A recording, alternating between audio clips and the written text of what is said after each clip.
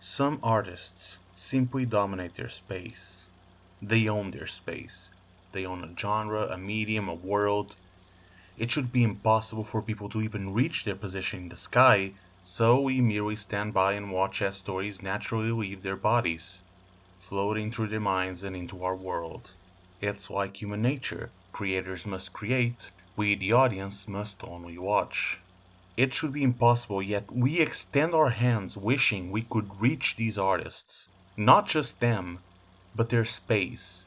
After all, these stories surpass thoughts, words, ideas, eventually growing to a whole new universe that manifests itself beyond artistic expression, beyond the screen, becoming the world we exist in, the world we thrive in, the world we live in. It should be impossible, yet some of these artists also seek to blossom their cosmos, hoping they reach an audience, hoping someone is watching, listening, paying attention, hoping they impact people, but also hoping to inspire a new generation of future artists, hoping the people will watch, learn to fly, so they too can reach the sky, be it through a stage, a microphone, a canvas, a lens, or ink.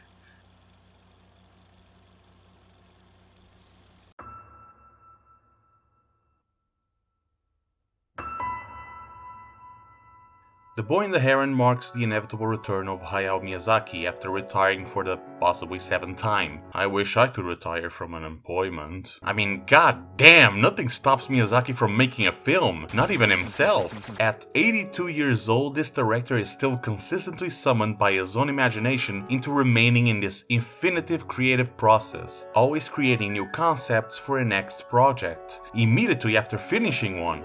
It's never ending. There is only one tragic form of retirement for this man.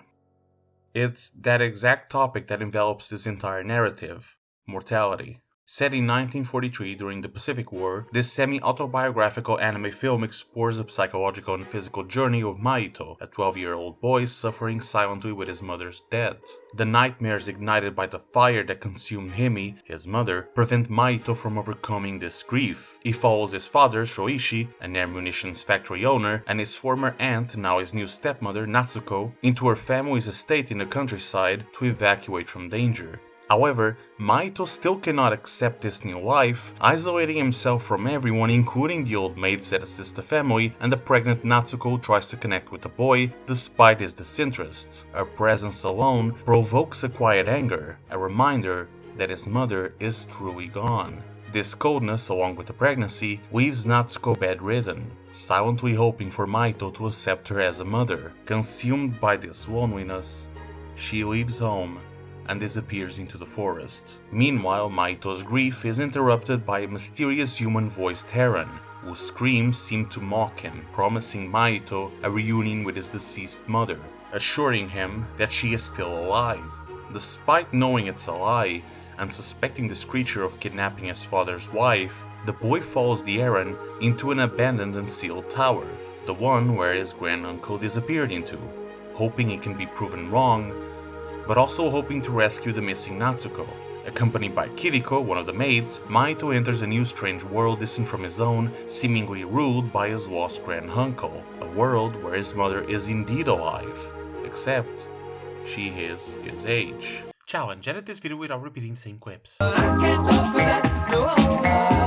The Boy and the Heron is a curious amalgamation of Miyazaki's entire filmography as an author, incorporating his usual themes, dispersing plot points, physical and psychological character traits, and a fantastical world that both elevates and describes our own reality. I mean, the concept of a young character entering an unknown magical space is not particularly new for the director, who has always been fascinated about the conflict between innocence and brutality, where his characters face the hardships of adulthood while aiming to maintain their innocent view of this painful world that awaits them outside. Despite these elements being easily compared to his other several masterpieces, The Boy and the Heron never feels repetitive or negatively derivative. Instead, it perfectly represents this filmmaker's career, crossing his entire filmmaking spiritual journey with a singular touching profundity only found in later years. Miyazaki has always crossed this road between fantasy and reality with a simultaneously hopeful and cynical perspective, conscious that the youth's open mind remains unlocked in adulthood, even if its shut doors suggest otherwise. Here, these ideas that Miyazaki has always explored in his cinema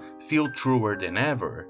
In a sense, this film best describes Miyazaki as a filmmaker. I mean, it's inevitable. After all, this is Miyazaki's most personal film. Surprisingly so, because, as Ghibli co-founder Toshio Suzuki mentioned, Miyazaki avoids personal, yet this project initially began as a film for his young grandson.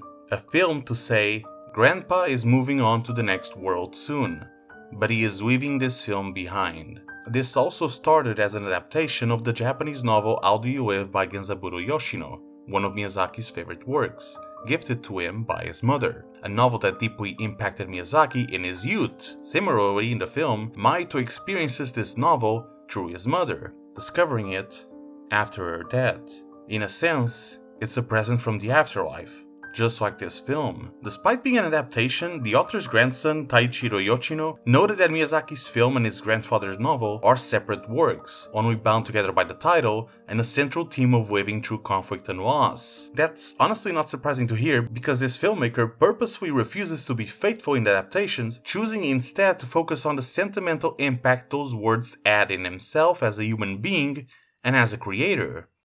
Art moves like life. I rewrite everything and everyone according to my own feelings, eventually sharing these with my loved ones. A story is rewritten over and over again. Everything is borrowed, shared, influenced by something and someone. I read the word love, but I don't draw the word love, I simply draw what love is to me. This is how Miyazaki adapts this novel. He follows the feelings that this book conjured in him. So, as the story developed, it grew into something more, almost inexplicable. Soon, The Boy and the Heron became a strange semi-autobiographical tale, with Miyazaki relating to several characters, including Maito, the Parakeet King, and at some points I think, maybe even the granduncle. However, The Boy and the Heron also became a story about Miyazaki's friendship with Ghibli co-founders Suzuki and Isao Takahata. The Heron was actually inspired by Suzuki. Not gonna lie, I would be pissed off if I was Suzuki. You see me as this ugly flying asshole? Oh. This also explains the scattershot sensation the third act might have in some audience members, like a story yet to discover its own path and purpose, finding itself as it goes along. Miyazaki has always directed his films with a surprising storytelling style, creating storyboards and dialogues without knowing where everything will lead to, developing a story without an intended direction. It's a unique relationship that allows the animation to freely communicate its dramatic journey to its creator, literally letting the drawing draw its destiny. This is why it's a miracle that Miyazaki has so many masterpieces. If I tried to do the same, Spirited Away would just end up being the cool-ass drawing. That or, Sausage Party.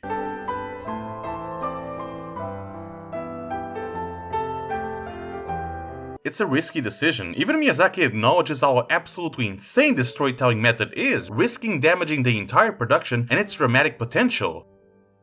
That's what makes his film special though. The Boy and the Heron doesn't need to make cohesive sense. It's not supposed to. It's an open enough tale that everyone in the audience can see something different, almost like a Ghibli Rorschach test. I mean, this film was developed for 7 years, during times of reflection. Naturally, it's going to evolve beyond its intentions. Isao Takahata's death changed this story completely, as Miyazaki's grief caused them to reduce the role of the granduncle, admittedly incapable of even drawing the character for several months. Obviously, the story is purposefully all over the place. Miyazaki ignored logic and followed his emotions even if he could not completely understand them at the moment. Ideas change. The film changed in accordance to the director's feelings and experiences.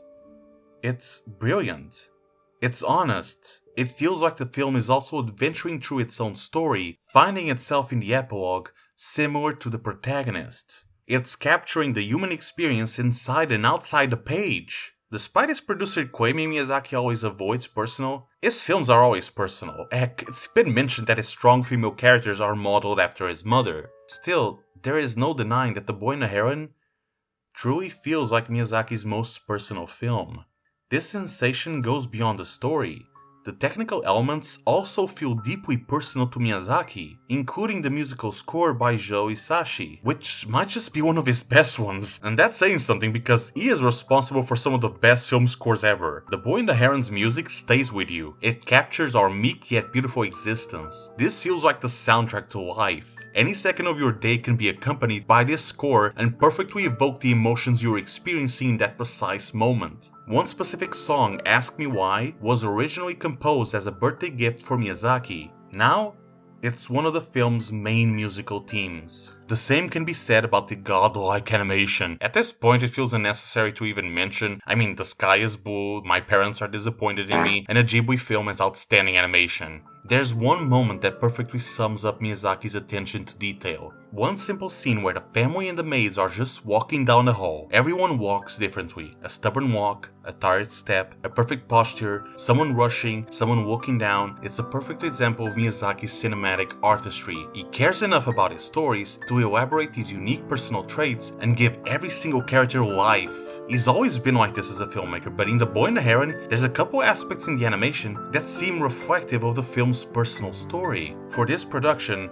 due to Miyazaki's old age and failing eyesight, the director recruited a team of talented animators to work with him, including Takeshi Honda from Neon Genesis Evangelion, Perfect Blue and Miyazaki's short film Boro the Caterpillar, Toshiyuki Inoue from Paprika, Akira, and Kiki's Delivery Service, Shinya Ohira from The Wind Rises and Spirited Away, and Akihiko Yamashita, also from The Wind Rises and Spirited Away. These artists that have worked with the director in the past, that are familiar with Miyazaki's world, returned to help him finish this film. This is not just an average case of working on another project. Honda felt like this was necessary. This was important. One aspect that stands out in this decision is that despite Miyazaki's need for control, he allowed these animators to occasionally follow their own creative voice while remaining true to his vision. There's a willingness to be more expressionist, particularly in the nightmare sequences where the environment, space, and characters are dominated by the protagonist's emotions. Strangers floating away like ashes from the flames, indistinguishable from the burning. The fire breathing Mahito's body almost away from him, absorbing his skin and inhaling his mother's life from him. There's a deeper personal meaning in these production choices and in the animation process. At times, even Isao Takahata's spirit feels present in the visuals, almost like Miyazaki and his team were paying homage to the late filmmaker. Miyazaki has always viewed Takahata as a friend and a mentor, modeling the granduncle after him. So, in a sense, The Boy and the Heron also feels like a goodbye and a thank you to Isao Takahata. There are all these other characters that appear in the film who are based on people he has worked with over the years. He wanted to pay tribute to them and express his gratitude for their support throughout his career. That looms all over this film. The Boy and the Heron is a story about mortality, legacy, expectations, and the broken world we leave behind to others. It's a story about impact. The impact that death has in our lives, the impact words have in our love, the impact a tale has in our vision, the impact actions have in our connections, the impact thoughts have in our dreams, the impact that the present has in our future. It's impossible to discuss this film without talking about its director's life. You cannot escape it. This is a film inspired by Miyazaki's relationships, his grief, dealing with his mother's illness, and his experience of growing up in a country traumatized by nuclear destruction, surrounded by loss. A world where you can't be a child because you're constantly confronted with brutality. My first memories are of bombed-out cities. Now, as an old man, this looming sensation from childhood returns. Death, once again, surrounds this filmmaker. An inevitable awareness that his turn is approaching. It's impossible to watch The Boy and the Heron without imagining a future devoid of Miyazaki. His new film is a goodbye, perhaps not intentional for the director, who is already planning his next project, but for the audience, its final frame feels like a goodbye. This is a swan song that faces the light at the end of the tunnel with a restful smoke. Living can be painful. It's easy to follow a lie, to stay in a world that's not real. In fiction, you can control your reality, you can process it. Unfortunately, it can also dominate your entire world, audience and creators losing themselves in their imagination. To me, the Grand Uncle acts as a godlike deity, the embodiment of cinema, animation, art, and life. Yes, this is a story about death, about expectations, legacy, and brutality.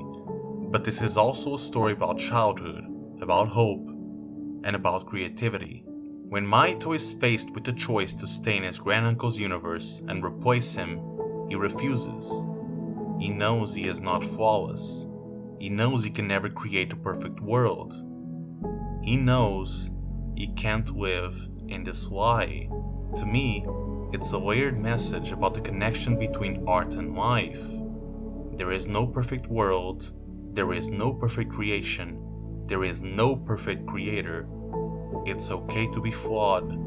You don't need to continue someone else's universe. Build your own. Find your own sky. Despite the pain, it's beautiful. In an interview, Suzuki mentioned that Miyazaki always aimed to follow Isao Takahata's steps. Therefore, this ending seems to imply that Miyazaki has accepted that he must follow his own path, in life and in art, even if it's painful. An idea that becomes stronger once you realize The Boy and the Heron reunited several animators from Miyazaki's past, every single one allowed to journey through their own individuality in this personal story. It's interesting because for the last decade, many have questioned Studio Ghibli's future, even the creators themselves. What is going to happen? Will it end? In the documentary The Kingdom of Dreams and Madness, Miyazaki simply says, スタジオの将来はもうはっきりしてますよ。やっていけなくなります。それはもう目に見えてる。それ心配しててしょうがないです。どうにもならないです。ジブリなんて困ってさ、飛行機の名前で思いついてジブリとか言ったんだから。固有名詞だからね。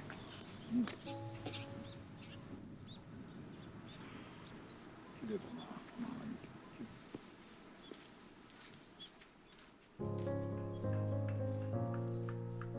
Our masters are approaching the inevitable end.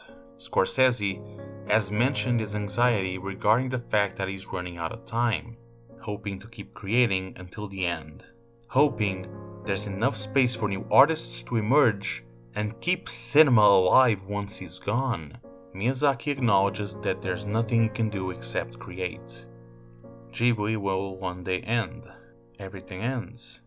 However, everything is also rewritten over and over again.